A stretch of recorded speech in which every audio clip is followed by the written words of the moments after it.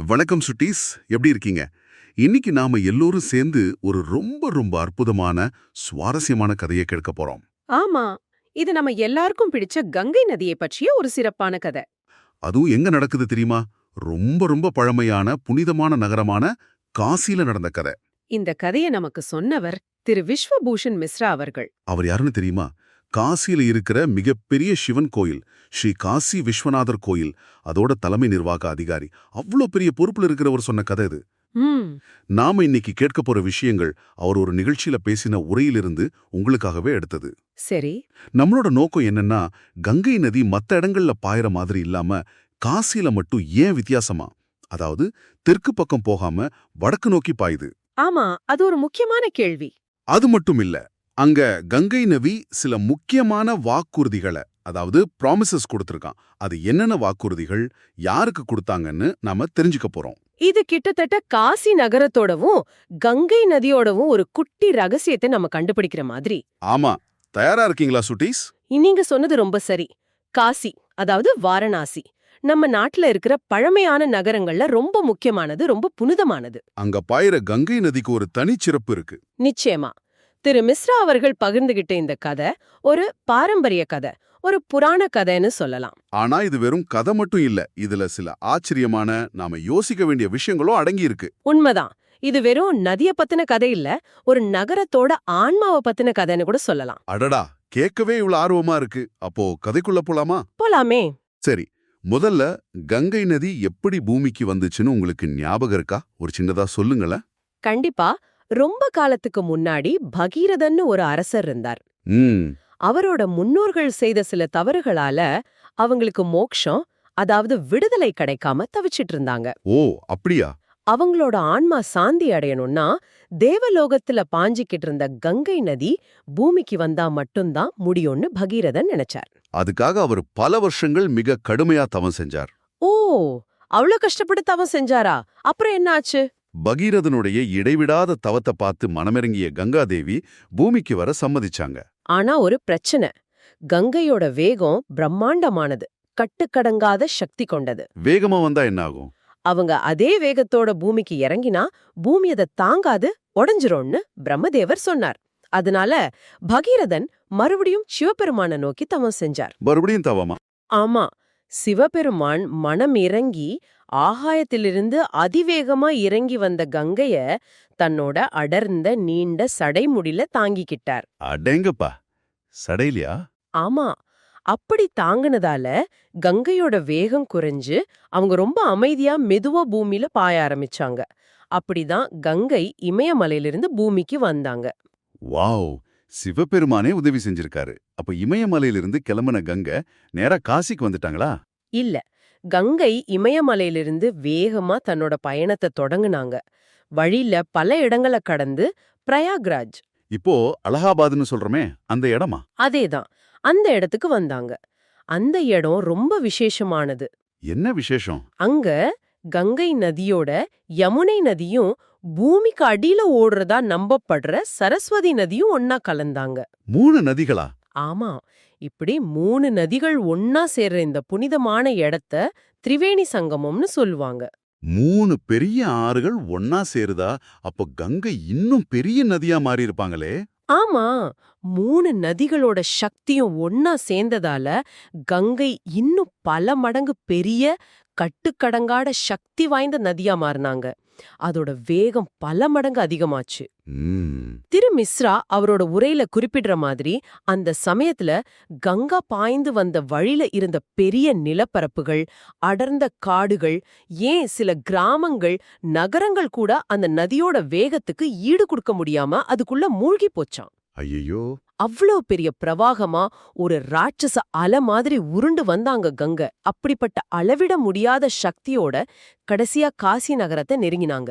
இவ்ளோ சக்தி வாய்ந்த கங்கை காசியை நெருங்கும்போது என்ன நடந்திருக்கும்னு நினைச்சாலே கொஞ்சம் பயமா இருக்கே. அங்க என்ன விசேஷம் நடந்துச்சு? அங்க திரு மிஸ்ரா அவர்கள் கங்கா ரகசியம்ங்கிற ஒரு பழைய நூல்ல இருந்து ஒரு கிளை கதைய சொல்றாரு. ஓ, என்ன கதை அது? ஆமா, அது ஒரு சுவாரஸ்யமான கதை. அந்த காலத்துல தெற்கு பகுதியில பாண்டிய நாடுன்னு ஒரு பெரிய ராஜ்யம் இருந்தது. நம்ம தமிழ்நாட்டு பகுதியா? ஆமா, இன்றைய தமிழ்நாட்டின் தென்பகுதி கேரளாவின் சில பகுதிகள் சேர்ந்தது. அங்க புண்ணிய கீர்த்தின்னு ஒரு மன்னர் ஆட்சி செஞ்சார். புண்ணிய கீர்த்தியா? ஆமா, அவர் கங்கை நதி மேல அளவு கடந்த பக்தி வச்சிருந்தார். தினமும் கங்காதேவிய தரிசிக்கணும், அவங்க பக்கத்திலே இருக்கணும்னு ரொம்ப ஆசைப்பட்டார்.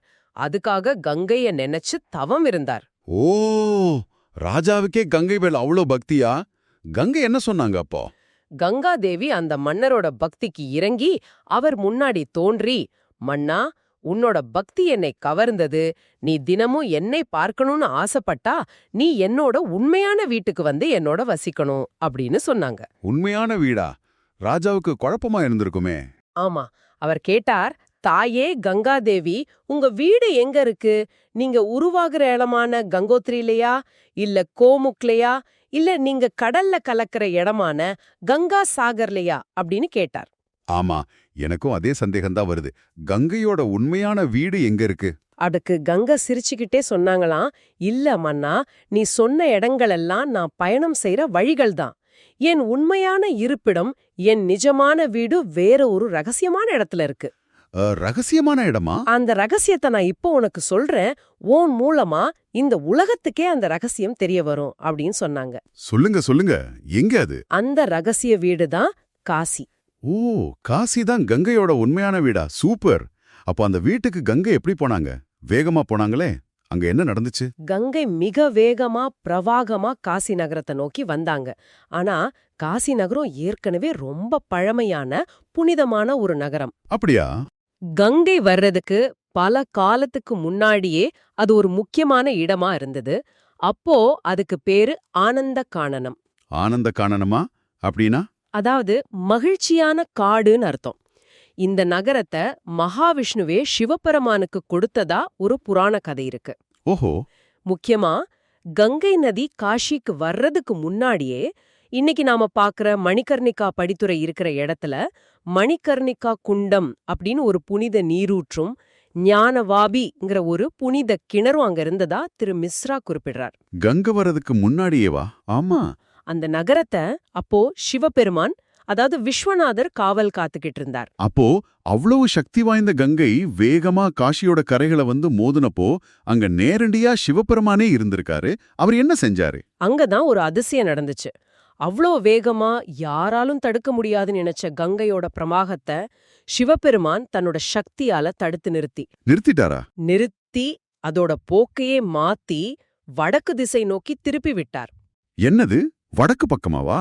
ஆமா, மத்த எல்லா இடங்கள்லயும் தெற்கு நோக்கி கடலை தேடி பாயிற கங்கை நதி காசில மட்டும் வடக்கு நோக்கி பாயுது. இதனாலதான் கங்கைக்கு காசில உத்தரவாகினி அப்படின்னு ஒரு பேருண்டு. உத்தரவாகினி? உத்தரம்னா வடக்கு, வாகினினா பாய்கிறது. அப்படியா? சரியா சொன்னீங்க. அடேப்பா, இது எவ்வளவு பெரிய ஆச்சரியம். நம்மள நோக்கி வேகமா ஓடி வர்ற ஒரு பெரிய அலை மாதிரி வர்ற கங்கைய, ஹேய் யூட்டன் அடிச்சு அப்படியே திரும்பி போன்னு சொல்ற மாதிரி சிவபெருமான் செஞ்சிருக்கார். ஆமா, கற்பனை பண்ணி பாருங்க. இத பார்த்த பகீரதனுக்கு என்ன ஆயிருக்கும்? அவருக்கு கவலை வந்திருக்குமே. நிச்சயமா. கங்கை இப்படி வடக்கு நோக்கி திரும்பினத பார்த்ததும் பகீரதனுக்கு மனசுக்குள்ள பெரிய கவலை வந்துடுச்சு. ஏன்னா அவரோட முன்னோர்கள் ஆன்மா சாந்தி அடைய. ஆமா, கங்கை தெற்கு நோக்கி பாய்ந்து கடல்ல கலந்தாதான்னு தன் முன்னோர்களோட ஆன்மாக்கள் சாந்தி அடையும். இவங்க இப்படி வந்த வழியே திரும்பி போறாங்களே, தன்னோட தவம் வீணாயிடுமோன்னு பயந்தார். ஐயோ பாவம். அவர் உடனே கங்காதேவி கிட்ட ஓடிப்போய், தாயே, நீங்க ஏன் இப்படி வடக்கு நோக்கி திரும்பி பாயறீங்க? தயவு செஞ்சு தெற்கு நோக்கி போங்கன்னு கேட்டார். கங்கை என்ன சொன்னாங்க? அதுக்கு கங்காதேவி சொன்னாங்க, பகீரதா, இது என்னுடைய சக்தி இல்ல. நான் போற திசைய மாத்துனது இந்த காசி நகரத்தை காவல் காக்கிற விஸ்வநாதரோட சக்தி. அவரோட அனுமதி இல்லாம நான் தெற்கு நோக்கி போக முடியாதுன்னு விளக்குனாங்க. ஓ, அப்போ சிவபெருமான் கிட்ட தான் போகணும். ஆமா, இத கேட்டதும் பகீரதனும் கங்காதேவியும் சேர்ந்து சிவபெருமான் கிட்ட போய் பிரார்த்தனை செஞ்சாங்க. என்னன்னு கேட்டாங்க? சுவாமி, கருணை காட்டுங்க. தயவு செஞ்சு கங்கைய தெற்கு நோக்கி பாய அனுமதி கொடுங்க. அப்பதான் பகீரதனுடைய முன்னோர்களுக்கு மோட்சம் கிடைக்கும்னு உருக்கமா வேண்டினாங்க. ஓ, சிவபெருமான் என்ன சொன்னார்? சரின்னு ஒத்துக்கிட்டாரா? சிவபெருமான் அவங்களோட வேண்டுதலை கேட்டார். பகீரதனோட நோக்கத்தோட முக்கியத்துவத்தையும் புரிஞ்சுகிட்டார். அதனால கங்கைய தெற்கு நோக்கி தன்னோட பயணத்தை தொடர அனுமதி கொடுத்தார். அப்படா? ஆனா ஒரு நிபந்தனையோட. மறுபடியும் நிபந்தனையா? ஆமா, சும்மா போகக்கூடாது. கங்கை நதி 3 முக்கியமான வாக்குறுதிகளை ப்ராமிசஸ் அவருக்கு கொடுக்கணும்னு சொன்னார். 3 வாக்குறுதிகளா? என்ன மாதிரி?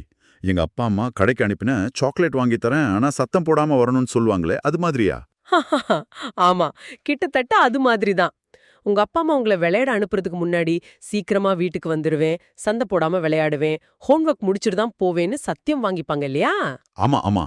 அது மாதிரி சிவபெருமான் கங்கை கிட்ட 3 சத்தியம் கேட்டார். ரொம்ப சுவாரஸ்யமா இருக்கே. என்ன அந்த முதல் வாக்குறுதி? முதல் வாக்குறுதி இதுதான். கங்கை காசி நகர எல்லைக்குள்ள பாயும்போது அங்க இருக்கிற கரைகள், அதாவது படித்துறைகள் இருக்கு இல்லையா? ம், காசில நிறைய படித்துறை இருக்குமே, ஆமா. அந்த படித்துறைகளோட ஒழுக்கத்தை கடைபிடிக்கணும். சிம்பிளா சொன்னா, கங்கை நதி எவ்வளவு பெரிய வெள்ளத்தோட எவ்வளவு வேகமா வந்தாலும் காசில இருக்கிற படித்துறைகளை இடிக்கவோ உடைக்கவோ சேதப்படுத்தவோ கூடாது. இது எப்படி சாத்தியம்? அவ்வளோ பெரிய ஆறு வேகமா வந்தா கரை உடையாதா? அதுதான் ஆச்சரியம். திரு மிஸ்ரா அவரோட உரையில ஒரு விஷயத்த சுட்டி காட்டுறாரு. அது இன்னைக்கும் நம்ம காசில பார்க்கலாம். என்னது? காசில கங்கை நதியில பெரிய வெள்ளம் வரும்போது தண்ணி மெதுவா படிக்கட்டுகள் மேல ஏறி சில சமயம் கோயில்களுக்கு கூட போகுமாம். ஆனா வெள்ளம் வடிஞ்சதும் தண்ணி தானா எந்த சேதமும் இல்லாம கீழே இறங்கிடுமாம். அப்படியா? அந்த படித்துறைகள் நூற்றுக்கணக்கான வருஷங்களா அப்படியே உறுதியா நிக்குது. ஆனா அதே கங்கை நதி காசிக்கு வர்றதுக்கு முன்னாடியும் காசியை தாண்டி போனதுக்கு அப்புறமும் இருக்கிற இடங்கள்ல அங்க என்ன பண்ணும்? அங்க வேகமா கரைகளை அரிச்சு நிலங்களை மூழ்கடிக்குமா. திருமிஸ்ரா சொல்ற இந்த வித்தியாசம் கங்கை காசில மட்டும் ஒரு கட்டுப்பட்ட நதி போல நடந்து கொள்வதை காட்டுது. ஓ, இது ரொம்ப ஆச்சரியமா இருக்கே. நாம ஒருத்தர் வீட்டுக்கு விருந்துக்கு போனா அங்க இருக்கிற பொருட்களை உடைக்காம சேதப்படுத்தாம ரொம்ப மரியாதையா நடந்துக்குவோம் இல்லையா? ஆமா, அது மாதிரி கங்கை நதி காசில ரொம்ப மரியாதையா நடந்துக்குதுன்னு சொல்றீங்களா? சரியா சொன்னீங்க. இது ஒரு பழங்கால புராண கதைய இன்னைக்கு நாம பாக்குற அல்லது நம்புற ஒரு விஷயத்தோட அழகா இணைக்குது. ஆமா இல்ல? ஒரு நதி ஒரு குறிப்பிட்ட இடத்துல மட்டும் ஏன் இவ்ளோ வித்தியாசமா நடந்துக்குதுங்கிறது புவியியல் ரீதியா கூட ஒரு சுவாரஸ்யமான கேள்வி. இது அந்த நதிக்கும் அந்த நகரத்தோட புனிதமான அமைப்புக்கும் இடையில இருக்கிற ஒரு ஆழமான தனித்துவமான உறவை காட்டுதுன்னு திருமிஸ்ரா விளக்குறார். சூப்பர். அப்ப இரண்டாவது வாக்குறுதி என்ன? இரண்டாவது வாக்குறுதி கங்கை நதியில வாழ்ற உயிரினங்களை பத்தியது. ஆ, மீனு முதல அதெல்லாமா? ஆமா, கங்கையில நிறைய நீர்வாழ் உயிரினங்கள் இருக்கு இல்லையா? பெரிய மீன்கள், முதலைகள், ஆமைகள், ஏன் கங்கை டால்பின்கள் கூட இருக்கு. ம், சிவபெருமான் கேட்ட இரண்டாவது வாக்குறுதி என்னன்னா, கங்கை நதியில காசி எல்லைக்குள்ள வாழ்ற எந்த நீர்வாழ் உயிரினமோ அந்த எல்லைக்குள்ள இருக்கிற எந்த மனிதரையும், குளிக்கிறவங்களையோ படகுல போறவங்களையோ கரையில இருக்கிறவங்களையோ துன்புறுத்தவோ தாக்கவோ பயமுறுத்தவோ கூடாது. என்னது? முதல டால்பின்லாம் மனுஷங்களை தொந்தரவு பண்ணக்கூடாதா? இது எப்படி நடக்கும்? மிஸ்ஸா அவரோட உரையில இதையும் குறிப்பிடுறார். கங்கையோட மற்ற பகுதிகள்ல சில சமயங்கள்ல மனிதர்களுக்கும் இந்த மாதிரி நீர்வாழ் உயிரினங்களுக்கும் நடுவுல சின்ன சின்ன பிரச்சனைகள், மோதல்கள் நடந்திருக்கிறதா செய்திகள் இருக்கு. ஆனா காசில? ஆனா காசி நகர எல்லைக்குள்ள மட்டும் அப்படி எந்த ஒரு சம்பவமும், அதாவது முதல தாக்கியது, டால்பின் படகை கவிழ்த்தது போன்ற சம்பவங்கள் நடந்ததா கடந்த பல 100 ஆண்டுகள்ல எந்த ஒரு பதிவும் இல்லைன்னு அவர் சொல்றார். நம்பவே முடியலையே. இது எப்படி இருக்குன்னா, கங்கை அங்க வாழ்ற மீன்கள், முதலைகள், ஆமைகள் கிட்டெல்லாம், ஹே நண்பர்களே, இங்க காசில இருக்கிற மக்கள் எல்லாம் நம்ம சிறப்பு விருந்தாளிங்க மாதிரி, அவங்கள யாரும் எந்த தொந்தரவும் பண்ணக்கூடாது, சரியா அப்படின்னு கண்டிஷனா சொன்ன மாதிரி இருக்கு. ஆமா, கற்பனை செஞ்சு பார்த்தா அப்படிதான் இருக்கு. இதுவும் ஒரு குறிப்பிடத்தக்க விஷயம். மறுபடியும் ஒரு புராண நம்பிக்கைய கவனிக்கப்பட்ட அல்லது நம்பப்படுகிற ஒரு விஷயத்தோட இணைக்கிறாங்க. ஓஹோ. காசி நகரத்தை சுற்றி ஒரு தெய்வீக பாதுகாப்பு வளையம் இருக்குன்னு ஒரு நம்பிக்கை இருக்கு. இந்த வாக்குறுதி அந்த கருத்தை இன்னும் வலுப்படுத்துது. ம். திரு மிஸ்ரா அவர்களே இத பத்தி இன்னும் ஆய்வு செய்ய முயற்சி செஞ்சதாவும், ஆனா காசில நீர்வாழ் உயிரினங்கள் மனிதர்களை தாக்கியதா எந்த ஒரு ஆதாரமும் கடந்த கால பதிவுகள்ல இதுவரைக்கும் கிடைக்கலன்னு குறிப்பிடுறார். அப்போ இந்த வாக்குறுதியும் காப்பாற்றப்படுதுன்னு நம்புறாங்க.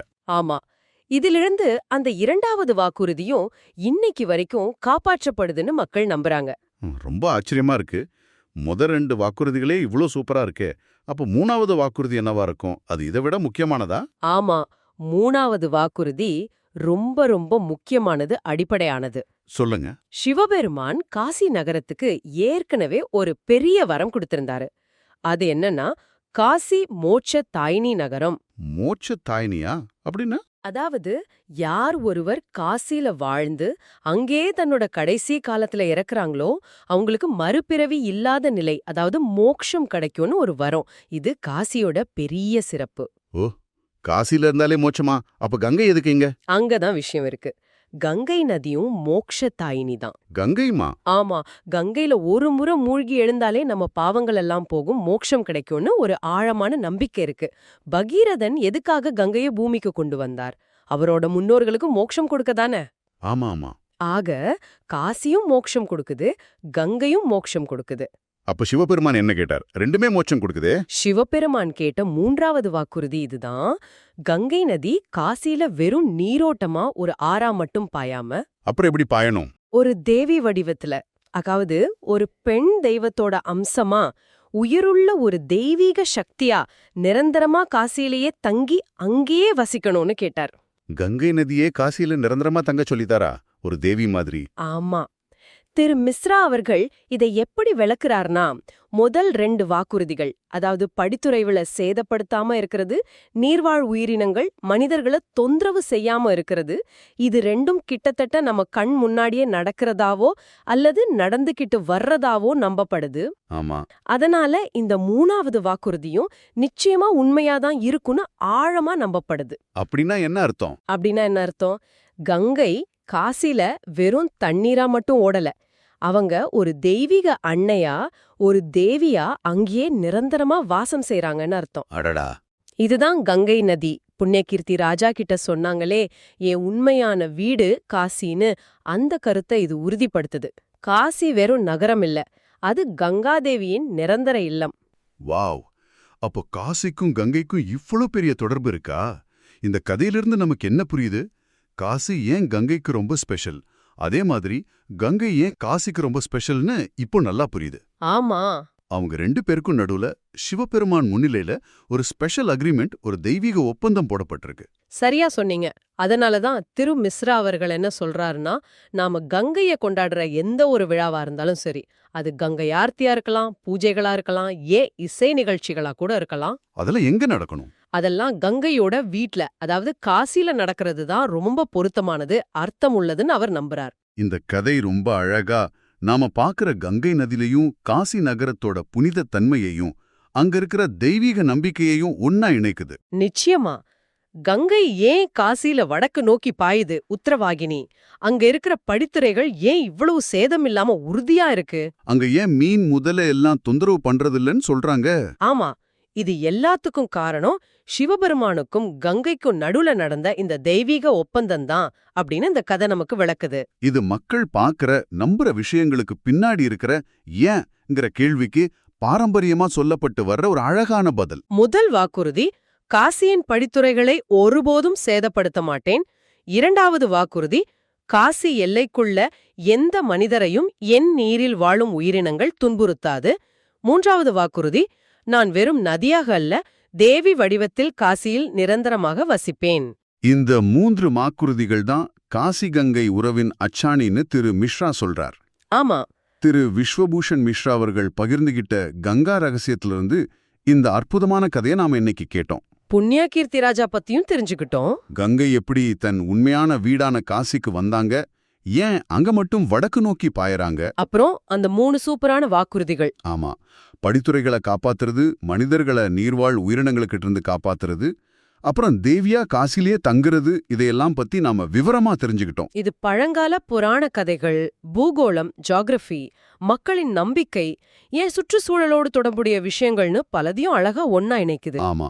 இந்த கதைகள் மூலமா நம் முன்னோர்கள் இந்த உலகத்தையும் காசி மாதிரி சில இடங்களுக்கு இருக்கிற தனிப்பட்ட மகத்துவத்தையும் எப்படி புரிஞ்சுக்கிட்டாங்க, எப்படி அடுத்த தலைமுறைக்கு விளக்கினாங்கன்னு நாம தெரிஞ்சுக்கலாம். இது வெறும் கதையில்ல, இது ஒரு பண்பாட்டு பாடம்னு சொல்றீங்க? கண்டிப்பா. சரி, இப்போ நீங்க எல்லாரும் யோசிக்கிறதுக்காக ஒரு சின்ன கேள்வி.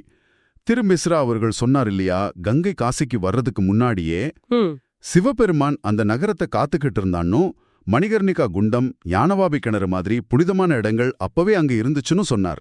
ஆமா, சொன்னார். அப்படின்னா இன்னைக்கு நம்ம பாக்குற இந்த பெரிய கங்கை நதி அங்க பாயறதுக்கு முன்னாடி அந்த ஆனந்த கானனம் எப்படி இருந்திருக்கும்? ஓ, நல்ல கேள்வி. அந்த பழமையான நகரம் வேற என்ன மர்மங்களை ரகசியங்கள் எல்லாம் தனக்குள்ள இன்னும் பாதுகாத்து வச்சிருக்கும்னு நினைக்கிறீங்க? யோசிச்சு பாருங்க. யோசிக்க வேண்டிய விஷயம்தான். அடுத்த தடவை இதே மாதிரி ஒரு சுவாரஸ்யமான விஷயத்தோட சந்திக்கிற வரைக்கும் தொடர்ந்து தேடுங்க, தெரிஞ்சுக்கோங்க. போய் வருகிறோம் சுட்டீஸ். போய் வாருங்கள், போய் வாருங்கள், போய் வாருங்கள், போய் வாருங்கள், போய் வாருங்கள், போய் வாருங்கள், போய் வாருங்கள், போய் வாருங்கள், போய் வாருங்கள், போய் வாருங்கள், போய் வாருங்கள், போய் வாருங்கள்.